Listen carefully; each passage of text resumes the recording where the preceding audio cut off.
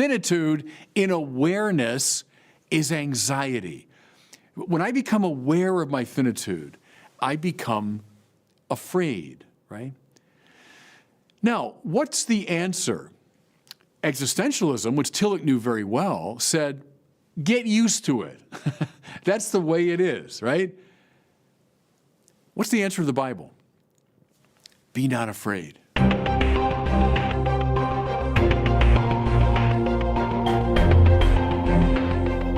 Welcome back to the Word on Fire show. I'm Brandon Vaught, the Senior Content Director here at Word on Fire Catholic Ministries. Today we're going to look back and discuss the most searched Bible verse of 2020, and I'm guessing it's not what you expect. We're also going to look at how Jesus helps us respond to our fears and how to conquer some of the fears many of us share moving into the new year in 2021 with a lot of chaos, confusion, and lack of clarity with the COVID virus and many other problems we're struggling with. Before we get there, Bishop Barron, good to see you, and welcome to this second video here in the new year of 2021. Hey, Brandon, good to see you as always. I sent you this website result survey of a YouVersion Bible app study. So YouVersion is the most popular Bible app in the world. I think they're on, 100 million phones around the world.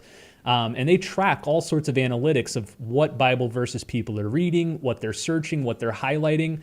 Notably, they saw an increase by 80% in 2020 with nearly 600 million worldwide users, views, I think it is. So first of all, before we get into the most popular verses, it seems like more people are searching the Bible than ever before, at least online.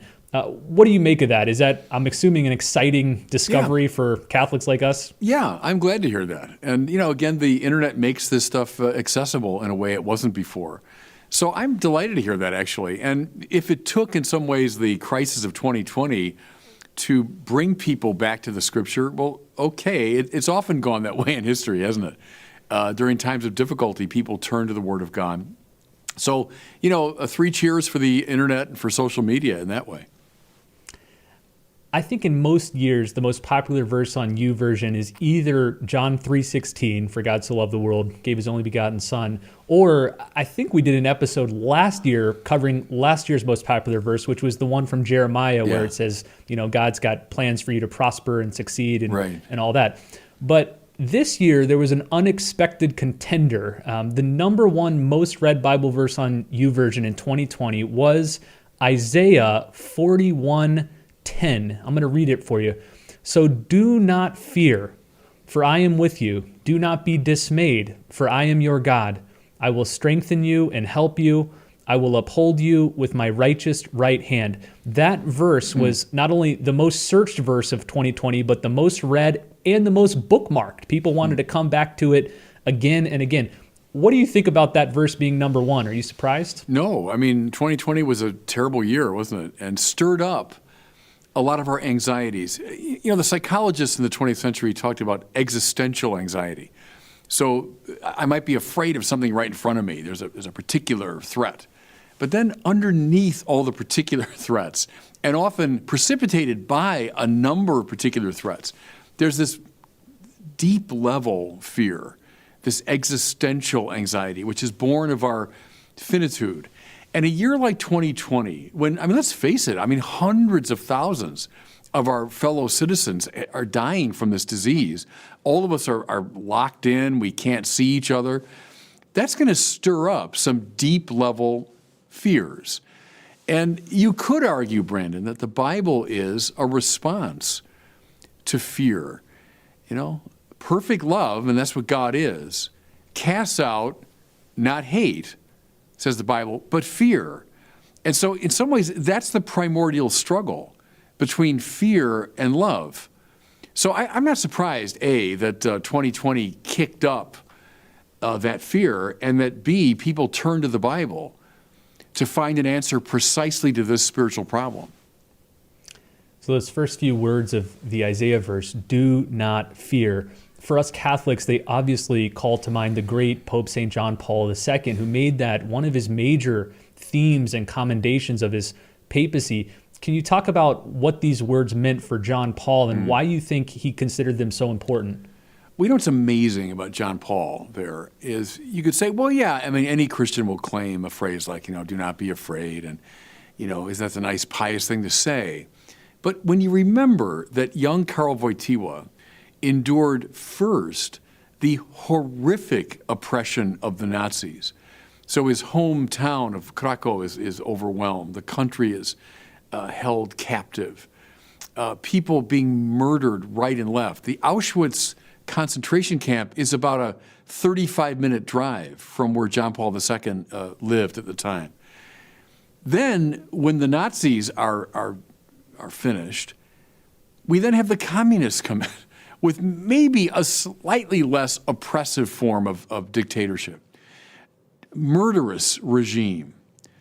John Paul II, as a young man, experienced the very worst of humanity, and that's not an exaggeration. The 20th century, arguably the worst on record in terms of destructiveness, moral collapse. And John Paul II lived in Poland, which is right where the pincer movement of these two deeply dysfunctional ideologies, Nazism from the West, communism from the East, met. And so here's someone coming of age in that maelstrom. And yet, when he comes of age and he's elected Pope, he can say, do not be afraid. I mean, if anyone in the 20th century had a right to say, be afraid, it would have been Karl Wojtyła, right? Like, look, everybody, take the route of Jean-Paul Sartre or of Albert Camus or of, the existentialists. And yeah, life is absurd. And of course, we're afraid all the time. That he of all people could say, do not be afraid, witnesses to his Christian faith. Because finally, it's only Christianity which proclaims God's own journey into the heart of what frightens us the most. It's only that gives us the capacity to say, do not be afraid, even in the face of the worst suffering. So that makes John Paul a very intriguing figure in the 20th century. When you read the Old Testament, you'll see reiterated again and again, don't be afraid, have no fear, don't worry, don't be anxious. And then at sort of the pivotal hinge between the Old Covenant and the New Covenant, when the angel Gabriel comes to Mary, he tells her, do not be afraid. And then we see Jesus picking up that thread throughout the rest of the New Testament. Talk about why this is so central to salvation history. Why do you think God keeps having to remind his people, don't be afraid, don't be afraid, don't be afraid? Well, I'll go back to the Protestant theologian Paul Tillich, whom I studied when I was doing my doctoral work quite a bit. Tillich, who came of age in the First World War. So he was a chaplain during World War I. He endured the worst of that horrific war. So the overture of the great demonic opera that was much of the 20th century was the First World War, right? It was a weekend's work in World War I to kill 50 or 60,000 people. Paul Tillich was there as a chaplain, trying to proclaim the Christian gospel in that setting. He reflects on presiding over a mass burial of thousands of these young men who have been killed. So Tillich, who went through all of that, and then tried to make sense of Christianity in the wake of it. Well, one of his one-liners, and I come back to it a lot, Tillich said, finitude in awareness is anxiety. It's an interesting line. Those three beats, finitude in awareness is anxiety. In other words, to be finite and to know it is to be afraid, right? So Tillich says, for example, there are four great qualities or marks of finitude: time, space, causality, and substance. I'll just say something, I know that sounds very abstract. They're not, though. As a finite person, I live in time. You live in time. We all do. Does that produce anxiety? Yes. Because where's time going? Well, it's just going in one direction, right? I'm not getting any younger, as we say. I'm getting older. Time is always moving forward toward what? And he would have been following Heidegger here. sein zum Tode, as Heidegger said, being toward death. Because we exist in time, we're heading toward death, and there's nothing we can do to stop it, right? Therefore, to live in time is to live in anxiety. Secondly, Tillich says, we live in space. We're spatial beings. We live in a particular place. Does that produce anxiety? Yes. And now I can witness to this, having moved out to California a few years ago. What did I experience here? Well, that terrible Thomas fire. As this fire was sweeping across the California hillsides until it came right to my house. And twice I was chased out of my space, right, which was threatened by these flames. Just a few weeks after that, a great rainstorm came, and this mudslide swept 25 people in Montecito, 10 minutes from my house, to their death. Space is always threatened. It's always in danger. Talk to anyone who's been through an earthquake. What that's like when what you take to be terra firma, right, the reliable earth, suddenly shakes. To be spatial is to be afraid. Thirdly, Tillich says, to be finite is to be caused. Now, we talk a lot, Brandon, about the argument from contingency, right? That means things exist but don't have to exist, therefore they've been brought into being by something extrinsic to themselves. Well, that's a very objective, abstract way to talk about it. But Tillich says, what does it feel like to be contingent? The fact that my being, well, it was contingent upon my parents. It's contingent right now upon the room I'm in here and its temperature. It's contingent upon the food that I ate just a few hours ago. If food was taken away, I'd die. It's contingent upon the drink that I can take in. It's contingent upon the oxygen in the atmosphere. The point is, to live as a caused thing is to live in fear, because any of those things could be taken away. And indeed, one day they will be taken away, right, when the health of my body deteriorates. Finally, Tillich says, as a finite being, I'm a substance. I'm not the sheer act of being itself. That's what God is. I'm a substance. I'm a thing. I'm a particular thing, which means, as Aristotle knew, I can undergo substantial change. That means I can be eliminated. I can be destroyed, right? Like any substance. The camera I'm speaking to, you're on the screen in front of me here. I knock that with a hammer, I can destroy it. Any substance can be destroyed. A planet will be destroyed someday when the sun envelops it, etc. Time, space, causality, substance. Finitude in awareness is anxiety. When I become aware of my finitude, I become afraid, right? Now, what's the answer? Existentialism, which Tillich knew very well, said, get used to it. That's the way it is, right? What's the answer of the Bible? Be not afraid. How come? Because the Bible orders us beyond our finitude to a reality, namely God, who transcends these limitations. Now, mind you, how do we name God? Well, he's not in time. He's eternal. He's outside of time. God's not in space. God is ubiquitous, we say. He's omnipresent. God is not contingent upon causes outside of himself. And God is not a substance. God is the sheer act of being itself. Now, see, what's interesting, Brandon, what Tillich has done here, I think it's very clever.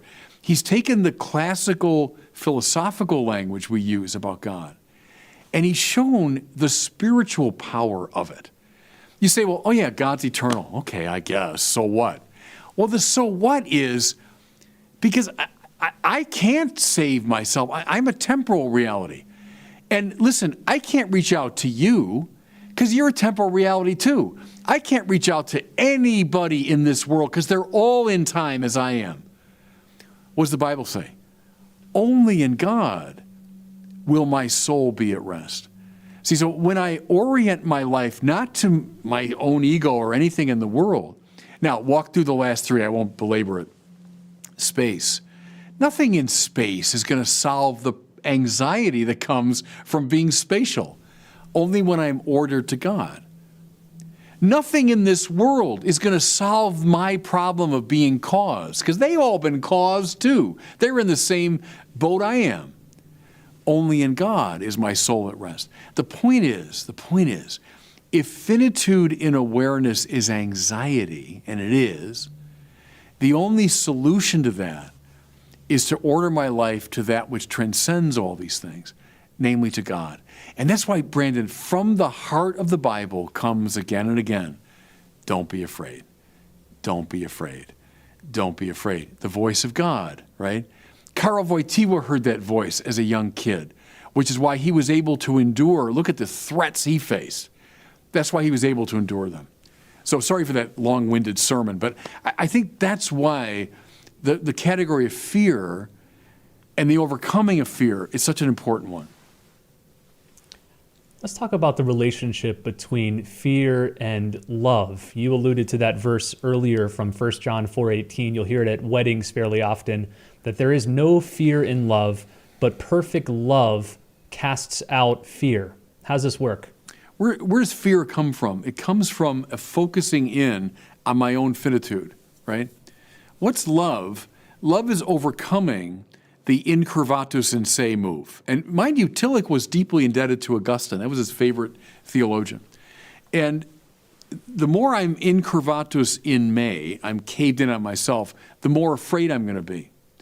Love is always this extroverted move. It's the move outside. And the trajectory of love is in the direction of God, who is love, see? Which is why perfect love, God, casts out all fear. See, and if that's right, Brandon, it's interesting. Is fear at the root of all sin? And I think you could say yes, even prior to pride. See, because what does fear do? I'm afraid, and so I cling defensively. I'm afraid, and so I lash out at you. See, we're all sinners, right? Analyze your sin in terms of fear, and it can be very illuminating. Why am I doing these things that I know are bad? I know they're self-destructive. I think if you are honest and you look deeply enough, you're going to find at the bottom of your sin something like fear. Well, perfect love, I live my life now in God, casts out that fear. And so I can live now in imitation of the divine love. I don't have to live curvatus in se, but I can live now with this openness of heart and mind and so on. I think that's how it works. But boy, what a fundamental spiritual dynamic that is. You've said often in your preaching, Bishop, that what each of us most ultimately fears is death. Yeah. And I think especially in light of the COVID crisis, this has become more poignant and pressing for a lot of people. Most of us know somebody who's either contracted COVID or maybe even died as a result of it. Whenever we think of our own deaths, it's harrowing. When we think of the deaths of others, we're equally afraid. Talk about how we can overcome this fear of death. Well, we can never really, in this life, utterly overcome it. Because think again of Tillich's categories, time, space, causality, substance. Why they're so fear-inducing ultimately has to do with death, doesn't it? Because I'm in time, I'm moving toward death. Because I live in space, I can be threatened to the point of death. Because I'm caused, those causes can be taken away and I'll die. Because I'm a substance, I can undergo substantial change. See, so all of them are related to, ultimately, the fear of death. So as long as I'm in this finite space, I can't just obliterate, I can't eliminate that fear. What I can do, though, is place it within a wider context. So I'm not just stuck in this world, but I'm living now in God. So when Paul says, it's no longer I who live, but Christ who lives in me. Well, the old I, right, the I is the sinful self caught in time, space, causality, and substance, and therefore clinging in fear. But when I've displaced my heart, if you want, onto Christ, it's Christ now living in me, I can handle the fear. It doesn't go away, but I found something that's more fundamental, that's more enduring. Think of people, Wojtyła was a good example, but some of these wonderful witnesses who spent decades in prison and in solitary confinement, unable to accomplish any of their goals and so on, unable to attain the goods they wanted, but yet they endured. How do you explain that?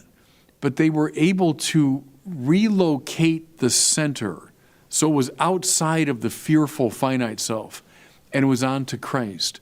They found the interior castle. They found the inner wine cellar of John of the Cross. They found that place where no storm can shake my inmost calm, while to that rock I'm clinging. It's that displacement of your life onto God that's at the heart of the spiritual life. It's why we pray every day, isn't it, Brandon? And I do my holy hour in the morning. Look, I'm in time, space, causality, and substance. I mean, I'm surrounded on all sides by my finitude, therefore by fear. But in prayer, I'm trying to find this new center. I'm trying to find the Christ who lives within me that gives me courage despite my finitude. Let's close with this, Bishop. As we move into the new year, there's still a lot of unknowns regarding COVID, especially when it's going to ramp down, how long it's going to last, the effects it's having religiously with our churches, economically with businesses, health-wise with our friends and loved ones. As a pastor, as a bishop, what would you like to say to the people of God, many of whom are very fearful of what this new year of 2021 will bring? Yeah, first of all, you're right. We don't know what it's going to bring. Who guessed 2020? When that year started, this last year, we had a bishop's retreat in early January, and I mean, I wasn't thinking at all about this rather difficult year that was coming. We had the ad limina visit with the Pope, and we all were, kind of in good, happy mood about that. No one saw 2020 coming. What's 2021? I don't know. I live in time, and that's part of the dilemma of it, is I can't see the future. I row into the future as in a rowboat. That's to say, facing backward. I'm not facing forward. I don't know where I'm going as I row the boat. That's how we all have to live, Having said that, what do? You stay close to the fire.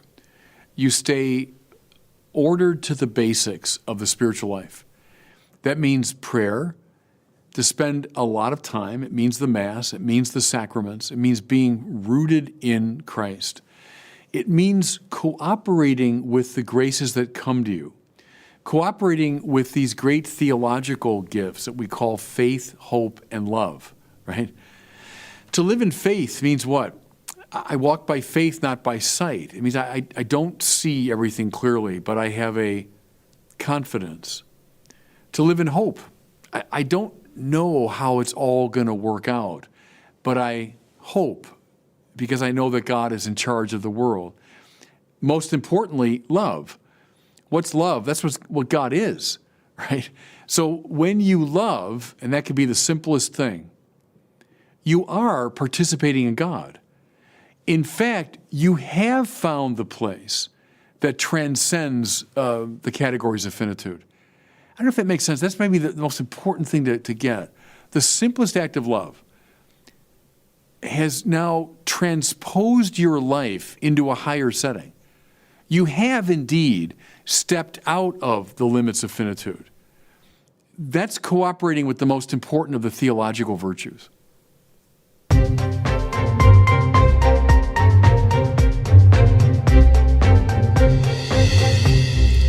Well, it's time now for one of our questions from our listeners. You can send in any question you have for Bishop Barron by visiting the website askbishopbarron.com. Today we got a great question from a young postulant of the OFMs. He's asking about how Jesus' divine and human features interact together. Here he is. Hi, Bishop Barron. My name is Gaspar, and I'm a postulant with the OFMs here in Silver Spring, Maryland.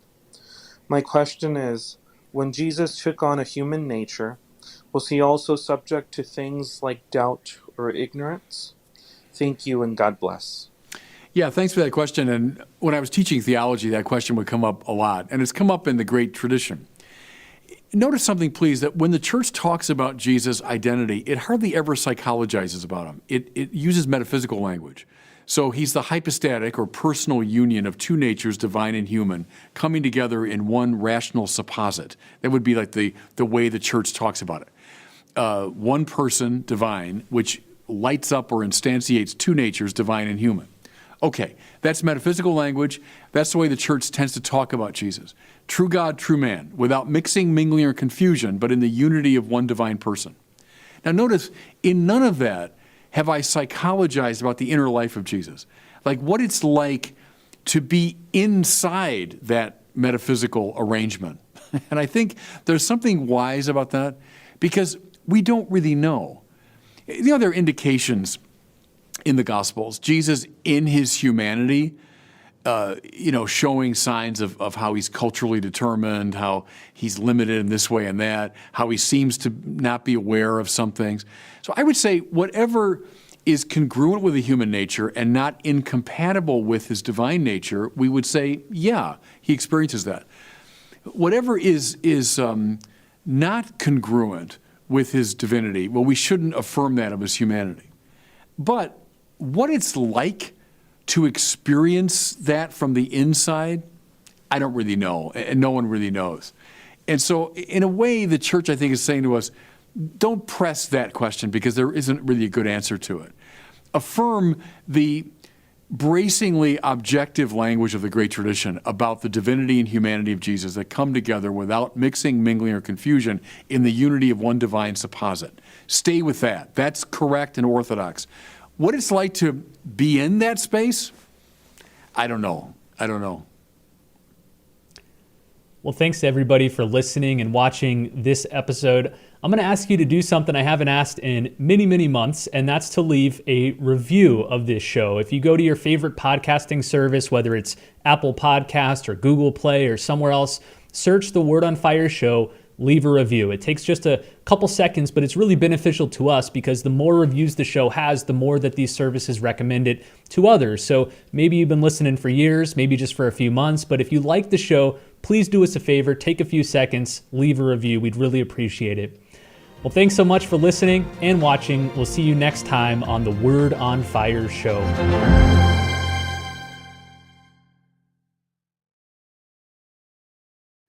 Thanks for watching. If you enjoyed that video, I encourage you to share it and be sure to subscribe to my YouTube channel.